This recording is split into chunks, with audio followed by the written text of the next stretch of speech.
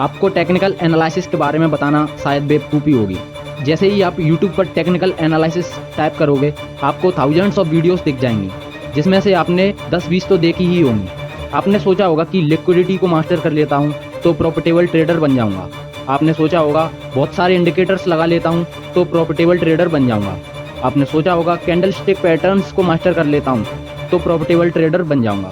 आपने सोचा होगा चार्ट पैटर्न्स को मास्टर कर लेता हूँ तो प्रॉफिटेबल ट्रेडर बन जाऊँगा। किसी ने बोला होगा कि ऑर्डर ब्लॉक्स को स्टडी कर ले तो प्रॉफिटेबल ट्रेडर बन जाएगा।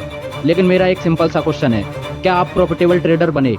इस वीडियो में मैं तुम्हें जगाने वाला हूँ। तुम्हें ऐसा फील होने लगेगा कि ट्रेडिंग सीखने के लिए गलत रास्ता चूज कर लिया। In this video I am going to give a reality check to technical analysis. I am going to give a reality check to most of the YouTubers, जो लोग ये बोलते हैं कि ये सीख जाओ बस और प्रॉफिटेबल ट्रेडर बन जाओ। So let's begin without wasting any time.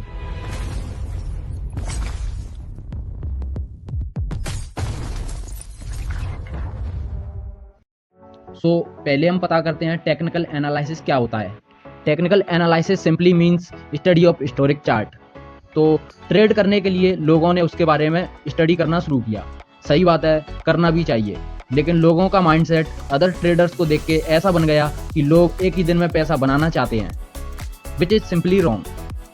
आपकी मेंटलिटी समझाने के लिए मैं एक स्टोरी सुनाता हूँ 4 दोस्तों की, घनश्याम, रामचंद्र, राजू, श्याम। तो ये चारों दोस्त अंधे होते हैं। कोई इनसे बोलता है कि आप लोगों को ये बताना है कि हाथी कैसा होता है। तो घनश्याम ने हाथी की सूंड पकड़ी और बोला हाथी तो सांप जैसा होता है। रामचंद्र ने हाथी का पैर पकड़ा और बोला हाथी तो खंबे जैसा होता है। राजू ने हाथी का पेट पकड़ा और बोला हाथी तो वॉल जैसा होता है। श्याम भाई अपने पहुंचे हाथी की पूंछ पकड़ने और श्याम भाई बोलते हैं हाथी तो झाड़ू जैसा होता है। तो अब मैं आप लोगों से पूछना चाहता हूँ, इनमें से कौन गलत है कौन नहीं? यही सेम मेंटेलिटी रिटेलर्स की है टेक्निकल एनालिसिस को लेके। कोई यूट्यूबर तुमसे बोल दे कि ये इंडिकेटर्स लगा लो तो तुम प्रॉफिटेबल ट्रेडर बन जाओगे। कोई बोलता है कि कैंडल स्टिक पैटर्न्स को समझ लो तो तुम प्रॉफिटेबल ट्रेडर बन जाओगे। कोई आपसे बोलेगा कि चार्ट पैटर्न्स को समझ लो तो तुम प्रॉफिटेबल ट्रेडर बन जाओगे। कोई बोलता है कि ऑर्डर ब्लॉक को समझ लो तो तुम प्रॉफिटेबल ट्रेडर बन जाओगे। होता क्या है कि वो लोग आपको प्रॉफिट दिखा देते हैं और फिर आप लोग इन्फ्लुएंस हो जाते हो। उसके बाद आपकी रियलिटी आपको पता होगी कि आपने प्रॉफिट बनाया कि नहीं। सिंपल वर्ड्स में मैं आपको बता देता हूँ कि टेक्निकल एनालिसिस क्या होता है। तो मैं आपको बोलूँगा कि 90% नॉलेज जिसे तुम टेक्निकल एनालिसिस कहते हो वो आउट ऑफ सिलेबस है, वो ज़रूरी है ही नहीं। और जो 10% नॉलेज है टेक्निकल एनालिसिस की, उसे तुम इग्नोर करते हो कि इसे तो सब लोग ही जानते हैं, हम क्या डिफरेंट कर रहे हैं।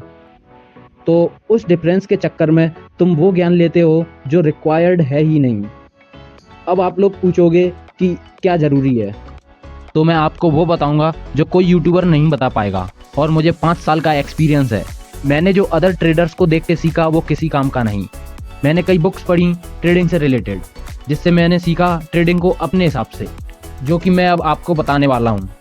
तो मैं एक बार आपको फिर से याद दिलाना चाहूँगा कि टेक्निकल एनालिसिस की डेफिनेशन क्या होती है। Study of historic chart. तो फिर आप जब चार्ट देखते हो तो आपको क्या दिखता है? आपको दिखेगा एक चार्ट, आपको दिखेगी रेड कैंडल्स, आपको दिखेंगी ग्रीन कैंडल्स, आपको दिखेंगे सपोर्ट एंड रेसिस्टेंस। इसके साथ आपको दिखेगी ऑप्शन चेन। अब मैं आपको बताना चाहता हूँ कि आप केवल सपोर्ट एंड रेसिस्टेंस को यूज करके मैक्सिमम 4 महीनों में अपना कैपिटल डबल कर लोगे। अब अगर कोई ये सोचता है कि 4 महीने तो बहुत ज़्यादा होते हैं, तो मैं उनसे पूछना चाहता हूँ कि सेम अमाउंट किसी भी चीज़ में इन्वेस्ट कर दे और मुझे 4 महीने से पहले डबल करके बता दे।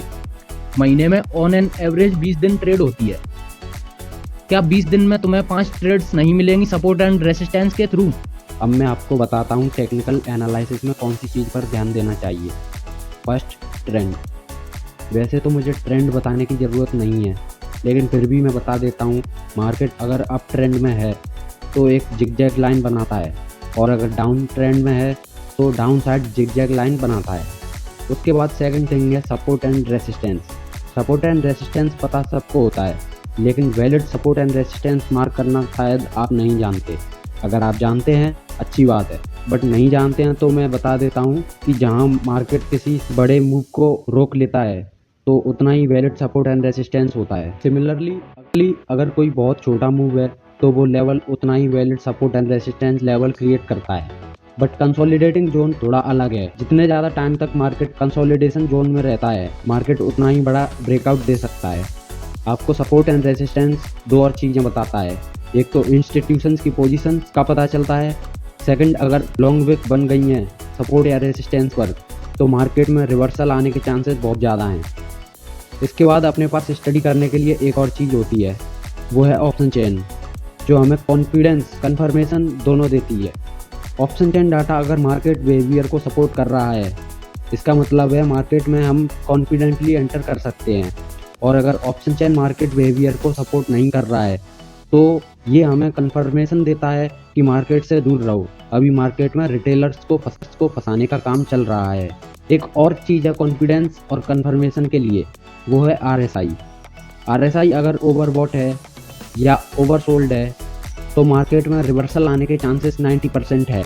और अगर मार्केट रिवर्सल नहीं दे रहा तो कंसोलिडेट करता है, जिसका मतलब है कुछ बड़ा प्लान हो रहा है मार्केट में। तो मैं आपको एक और सजेशन देता हूँ, अगर तुम ब्रेकआउट ट्रेड प्लान कर रहे हो तो ऑप्शन चेन से कंफर्मेशन लेना, और अगर रिवर्सल प्लान कर रहे हो तो RSI से कंफर्मेशन लेना।